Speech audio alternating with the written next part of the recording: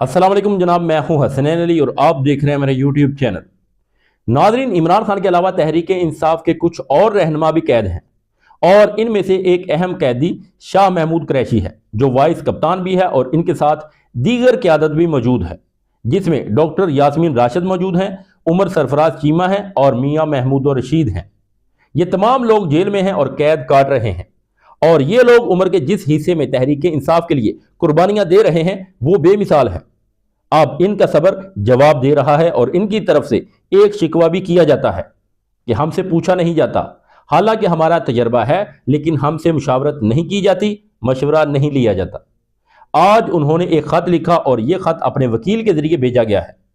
اس خط میں سب سے پہلی بات یہ کہی گئی ہے کہ رمضان المبارک کے احترام میں ہر قسم کی احتجاجی تحریک مؤخر کر دی جائے، مگر تحریک انصاف کی کوئی بھی احتجاجی تحریک عملی طور کے اوپر چل بھی نہیں رہی، کیونکہ اس سے پہلے تحریک انصاف نے دھرنے خود ہی ختم کر دیے تھے، اور اس کی وجہ یہی بتائی گئی تھی کہ رمضان المبارک ہے، اس لیے اسے ختم کیا جا رہا ہے، دھرنے ختم کیے جا رہے ہیں۔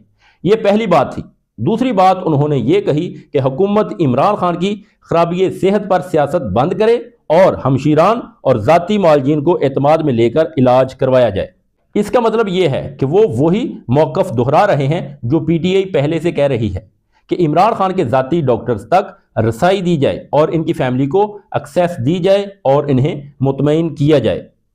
تیسری بات یہ کہی گئی کہ پارٹی عمران خان کے علاج کے لیے عدالتوں میں کارروائی کو مزید منظم کرے، اور پارٹی عہدیداران، وکلاء اور عمران خان کی بہنوں کی ملاقاتوں کو یقینی بنایا جائے۔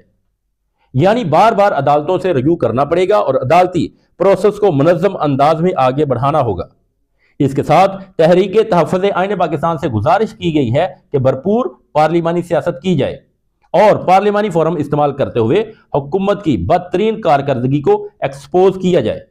یعنی ایک طرف عدالتی محاذ کے اوپر جائیں، اور دوسری طرف پارلیمان کے اندر بھی بھرپور کردار ادا کیا جائے، اور حکومت کی کارکردگی کو کھل کر سامنے لایا جائے۔ ناظرین، یہاں پر میں ایک بات کرنا چاہوں گا کہ پاکستان تحریک انصاف کی پارلیمانی سیاست ناکام ہے۔ اس کے علاوہ احتجاجی سیاست وہ بھی ناکام ہے۔ حکومت کی کارکردگی یا معیشت کے اوپر جو بیانیہ ہوتا ہے، جو اپوزیشن کا کردار ہوتا ہے، اس میں بھی پوری طرح ناکام ہے۔ آپ اسی بات سے اندازہ لگا سکتے ہیں کہ ابھی پچھلے ہفتے سوشل میڈیا کے اوپر ایک کوہرام برپا ہوا تھا 11 ارب روپے کے جہاز کو لے کر۔ مریم نواز کے اوپر 11 ارب کے جہاز کا ملبہ آ رہا تھا۔ اس کے اوپر تنقید کی جا رہی تھی کہ پی آئی اے 10 ارب روپے میں فروخت کی، اور 11 ارب کا ایک جہاز جس میں صرف 19 افراد، 18 سے 19 افراد بیٹھ سکتے ہیں، اور وہ ایک طیارہ 11 ارب کا لیا گیا ہے۔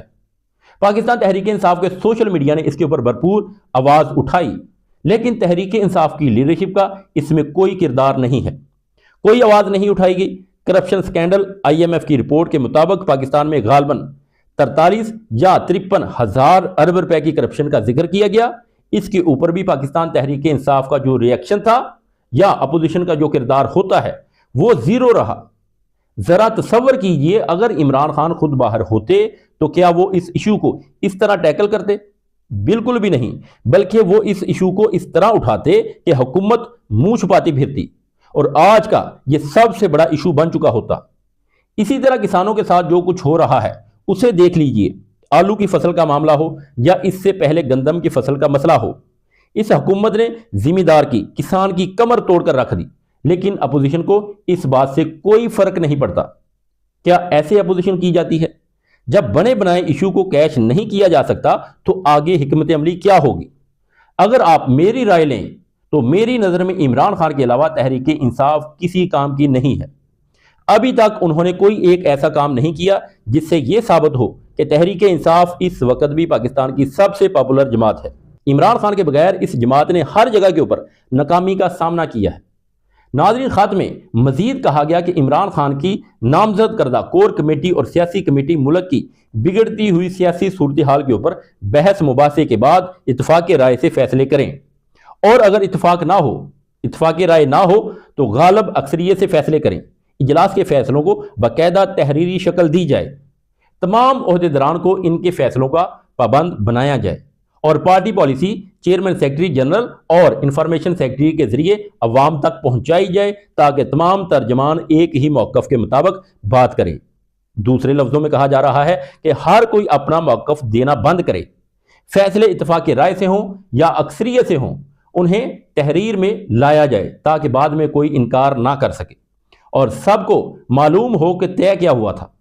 مزید یہ کہا گیا کہ تحریک انصاف کے ہر سطح کے عہدیداران نئے سرے سے تنظیم کو منظم اور متحرک کریں اور پورے ملک میں بلدیاتی انتخابات کی تیاری کے لیے تنظیم کو نچلی سطح تک لے کر جائیں، کیونکہ ایک منظم اور متحرک تنظیم ہی ہر قسم کی سیاسی جدوجہد کے لیے مؤثر ثابت ہو سکتی ہے۔ اور ہر ونگ کو منظم اور فعال کیا جائے، یعنی زور اس بات کے اوپر ہے کہ تنظیم کے اوپر توجہ دی جائے، کیونکہ کوئی بھی سیاسی تحریک چلانے کے لیے مضبوط تنظیم اور متحرک عہدیداران ضروری ہوتے ہیں۔ اور ساتھ ہی یہ اشارہ بھی دیا گیا ہے کہ اگر بلدیاتی الیکشن آ گئے اور تیاری نہ ہوئی تو بعد میں شکایات کا کوئی فائدہ نہیں ہوگا۔ خط میں ملک میں بڑھتی ہوئی دہشت گردی، سیکیورٹی کی ابتر صورتحال، بدحال معیشت، جان لیوا مہنگائی، غربت، بے روزگاری، اسکول سے باہر بچوں کی بڑھتی ہوئی تعداد، بے قابو آبادی اور کرپشن پر چشم پوشی جیسے مسائل کو ہر سطح کے اوپر اجاگر کرنے کا مطالبہ بھی کیا گیا ہے۔ اور آصف علی زرداری کے عمران خان کے متعلق حالیہ بیان کی شدید الفاظ میں مذمت کی گئی ہے۔ آخر میں یہ موقف دیا گیا ہے کہ عمران خان مشکل ترین حالات میں بھی باوقار انداز میں جیل کاٹ رہے ہیں، اور پیغام واضح ہے کہ ایک طرف عمران خان کو ہاسپٹل منتقل کرانے اور ان کے معاملے کو سنجیدگی سے لینے کی کوشش کی جائے، اور دوسری طرف اپنا ہاؤس ان آرڈر کیا جائے، کیونکہ اگر اندرونی نظم و ضبط درست نہیں ہوگا اور اسی تماشے میں وقت گزرتا رہے گا تو پھر کوئی بڑی کامیابی حاصل نہیں ہو سکے گی۔ ناظرین، یہ تھی اب تک کی اپڈیٹ جو میں نے آپ کے سامنے رکھ دی۔ اب تک کے لیے اتنا ہی، ملتے ہیں ایک نیکسٹ ویڈیو میں، تب تک کے لیے اللہ حافظ۔